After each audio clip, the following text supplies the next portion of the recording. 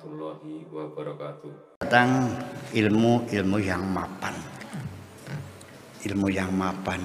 Begini, sebetulnya kasus ini udah lama dibahas dalam ilmu keagamaan, ilmu Islam ya. Ini hadisnya sangat tenar sekali. Mungkin semua orang juga hafal. Yang pernah sekolah madrasah, ibtidaiyah sana pasti hafal. Hadisnya idza mata ibnu Adam in qata'a, hafal bukan kok? Amaluhu illa min salasin, sadaqatin wa ilmin bihi wa waladin salihnya adalah. Mendefinisikannya itu nggak tahu. Sampai sekarang masih banyak orang yang hafal hadisnya tapi nggak paham. Ya kenapa? Karena persepsinya beda. Orang punya anak 3, yang satu jadi dokter, yang satu jadi insinyur, yang satu ahli kimia. Nangis, saya kepengen dapat anak yang soleh. Jadi kamu punya anak jadi dokter nggak soleh gitu. Anak jadi ahli kimia bisa ngeramu racik obat-obatan nggak soleh gitu. Jadi yang soleh seperti apa? Sing bisa ngaji,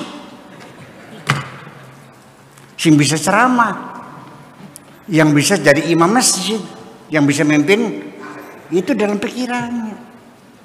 Betul nggak? Ilmun yuntafa'u bihi, ilmu yang bermanfaat, juga persepsinya beda. Iya, yang ilmu itu ilmu yang bisa ceramah, bisa memimpin tahlil, ya, bisa mengerob, bisa bertasrif, iya, bisa bikin pesantren, madrasah, itu ilmu yang bermanfaat. Jadi punya anak jadi dokter, dia ngobatin orang setiap hari, meringankan penderitaan orang lain, iya. Terus bermanfaat nggak ilmunya? Bermanfaat. Jadi standar bermanfaatnya seperti apa? Ya itulah saya juga nggak ngerti. Ya ini ilmu yang dangkal semacam ini nggak paham. Sudah itu merengkel lagi kadang-kadang, ngerasa dirinya seperti ahli di bidang agama. Orang dianggapnya kecil semuanya, dihina sama kafir, goblok segala macam. Ternyata pemahamannya sangat dangkal sekali. Kalau Anda nggak usah yang tinggi-tinggi ilmu fisika, ilmu kimia lah, bisa bikin geblog. Ngerti geblog? Campur ya di buduk kelapa gitu. Rasanya bikin orang tergila-gila. Jangan menghina orang dagang geblog ya. Kalau satu hari 10 terongton kaya enggak? Nah nih, dagang geblog sehari 10 terongton kaya enggak? Kaya, Bu. Iya. Lalu dia didik anak-anak perempuan di kampungnya, 50 orang dilatih bikin geblog sehingga mereka bisa usaha, bisa makan. Manfaat enggak? Terus gimana maksudnya? Daripada yang ahli ilmu tafsir, ilmu mantik, ilmu balaghah segala macam, tapi kerjanya untuk mecah belah umat. Mana yang bermanfaat? Lah ya ini. Ini ilmu geblog, itu ilmu goblok. Iya nggak paham. Ilmu manfaat itu di dunia, akhirnya tuh nggak ada urusan. Bermanfaat di dunia, membuat orang punya mendapatkan lapangan kerja, bisa cari makan, ngasih makan anak istrinya, ya kan begitu. Orang yang sakit jadi sembuh, ya itu yang bermanfaat. Nah sekarang bisa ngedalil, bisa ceramah, pidato, tablik sana sini. Begitu turun dari mimbar, umatnya digiring untuk bakar gereja di Jatibarang dulu tuh. Bener begitu. Kan pernah dibakar Jatibarang dulu tuh. Turun dari, betul nggak? Ya iya. Begitu turun dari mimbar kayaknya umatnya digiring langsung ke gereja dibakar. Ngapain? Iya. Ceramah tapi menyebar kebencian. Gimana lagi? Nah itu. Jadi kalau ada orang yang mengajak kedamaian, mengajak persahabatan, persaudaraan sesama bangsa Indonesia, dianggapnya itu sekuler. Dianggapnya apa? Sekuler, apalagi? Liberal. Gimana lagi? Begini Bung. Apapun agamamu, karena engkau KTP-nya Indonesia, jadi saya dan kamu satu warga negara, engkau saudaraku. Paham bikin ke? Paham nggak? Yuk kita rawat negeri ini rumah kita bersama. Jangan kita bermusuhan agama berbeda, nggak ada urusan tuh mah. Masa nggak paham? Apakah yakin dengan kesamaan agama Anda bersaudara? Yang membuat kita bersaudara ada kewarganegaraan ini kok. Ya, nasionalisme ini kok. Apa satu agama tidak bermusuhan? Saling bunuh-membunuh. Yang bunuh-bunuhin orang Syiah siapa? Orang Ahli Sunnah. Yang bunuh orang Sunnah orang Syiah. Orang siapa? Orang Mu'tazilah, Qadariyah, Jabariyah, Murji'ah, saling bunuh-membunuh sih sampai sekarang. Bersaudara enggak? Kejam kok. Ya sudah, kalau itu sudah tidak efektif, ya sudah kita membuat persatuan kita, persaudaraan kita, kesamaan keluarga negaraan, satu bangsa, satu negara, satu tanah air, satu bahasa. Namanya Indonesia. Aku udah saudaramu selesai. Bisa nggak sih kita bersaudara? Ya kan agamanya Anda agamanya A, ya perginya ke sana. Anda agama B sana. Kita negara kita tinggal bersama, kita rawat bersama-sama, itu aja persoalannya kok. Ya, jadi artinya kembali lagi bahwa ilmu pengetahuan yang yang mapan, yang kokoh roseh, itu yang betul-betul memberi manfaat kepada dirinya, bisa merubah perilakunya. Ya, saya sendiri juga saya tidak mengerti, tapi ini yang bercerita istri saya, Buya ini sebetulnya wataknya mah keras. Hanya karena ilmunya saja dipoles-poles, akhirnya kelihatan lembut. Oh, jadi kalau begitu berarti ilmu saya mempengaruhi diri saya, merubah pribadi saya dari yang tadinya kasar menjadi lembut. Itu yang bermanfaat. Dengan ilmunya seseorang, Pak Tato mungkin dulunya dasarnya mengemedit, tapi karena berilmu jadi dosen YIN, akhirnya loman. Iya. Bermanfaat untuk dirinya sendiri. Dengan ilmunya dia menjadi pegawai negeri, ASN, sebagai dosen. Ya, tidak ada pekerjaan yang lebih mulia dari seorang dosen tuh. Iya. Itu kan gurunya mahasiswa. Iya, maksudnya itu gurunya kan ini. Terus ya, bayangkan mendapatkan gaji terhormat, anak dirinya terhormat, bagaimanapun di tengah masyarakat seorang dosen namanya akan sangat dihormati bagaimanapun juga, ya kan? Jadi ilmunya bermanfaat. Dengan ilmu pengetahuan tentang gizi, Akhirnya Anda selama ini alhamdulillah diparingi sehat walafiat. Beli pernah mencret, beli pernah diare karena makannya hati-hati, tahu ini vitamin, ini protein segala macam, paham semuanya kan begitu. Dan imun juga untuk yang lain ya pada masyarakatnya. Itu ilmu yang bermanfaat.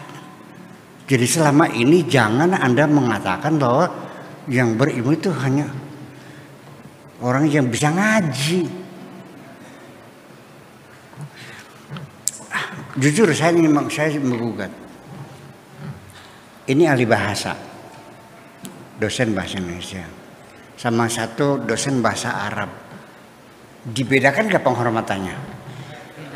Dibedakan nggak? Beda, lebih tinggi Arab loh. Kenapa? Bahasanya ahli sorga.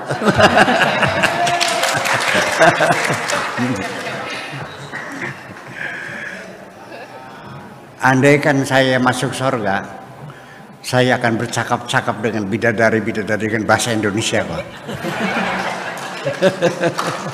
Iya, karena saya lebih mencintai bahasa Indonesia. Kan seperti persoalan. Ya, jadi artinya kita kembali lagi. Mungkin salah persepsi dari awal kita. Karena dulu kita belajar agama melalui proses indoktrinasi.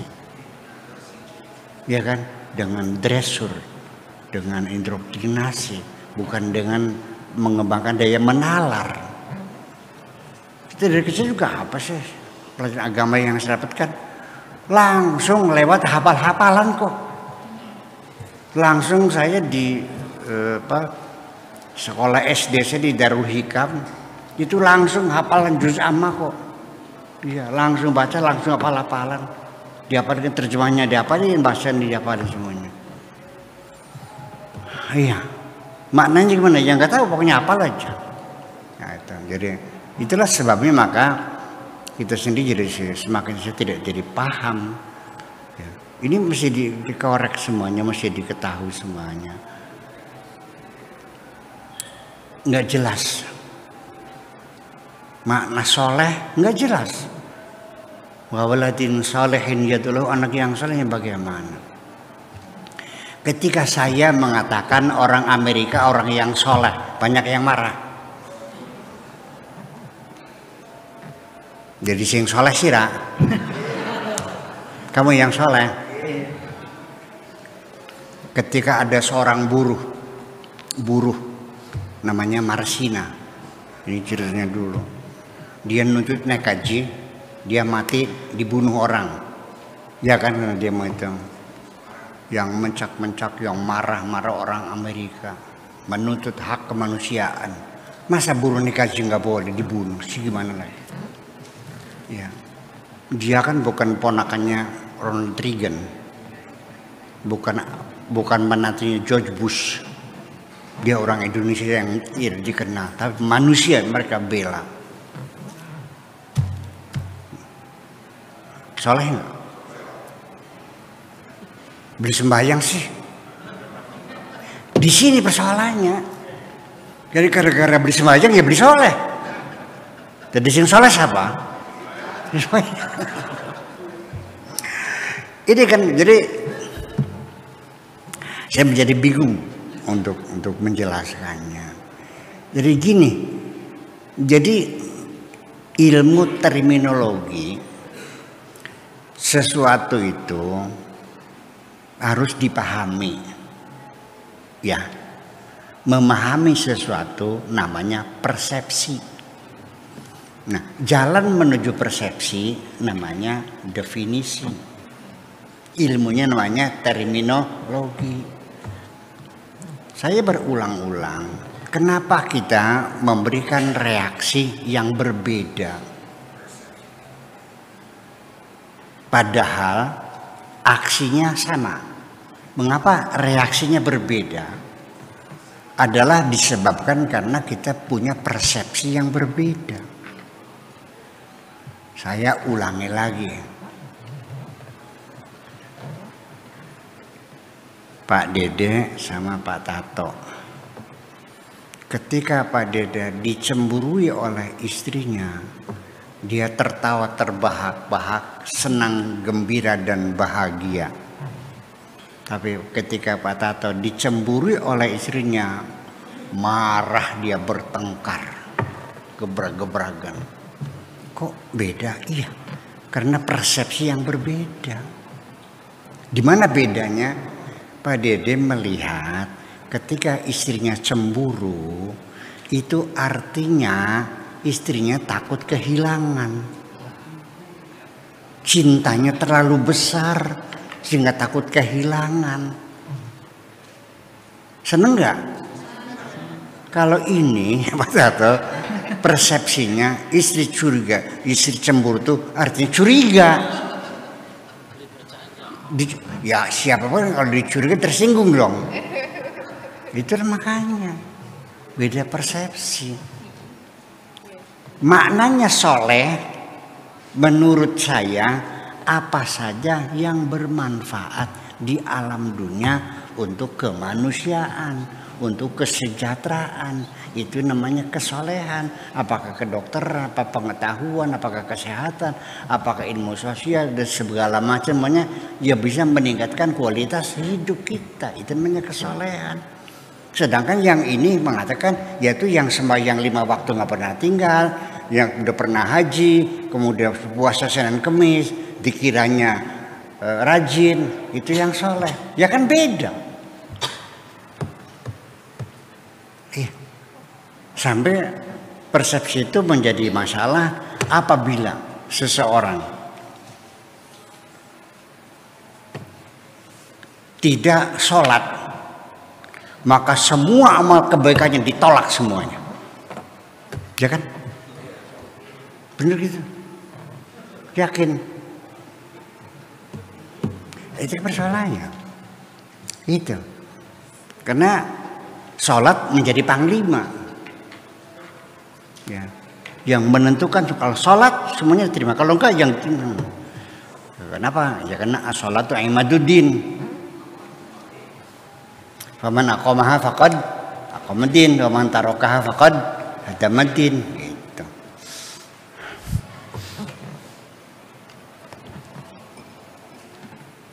Saya jelasin. As-sholatu imaduddin. Sholat itu tiang agama. Ini tiang nih. Faman aqamaha, barang siapa yang menegakkan tiang, cek, tuh, udah. Faqad aqamaddin, berarti agamanya tegak. Wa man tarakaha, barang siapa meninggalkan tiang, hadamaddin, jatuh nggak pokoknya. Jadi mendirikan agama itu gampang tak sulit?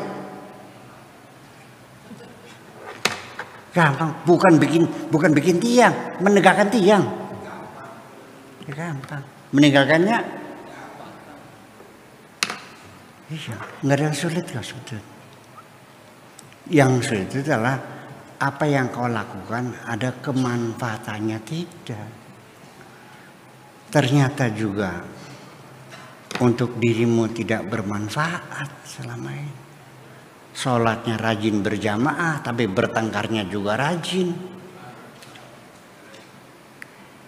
Naik haji tiap tahun, anak yatim dibiarkan terlantar, bener begitu tuh.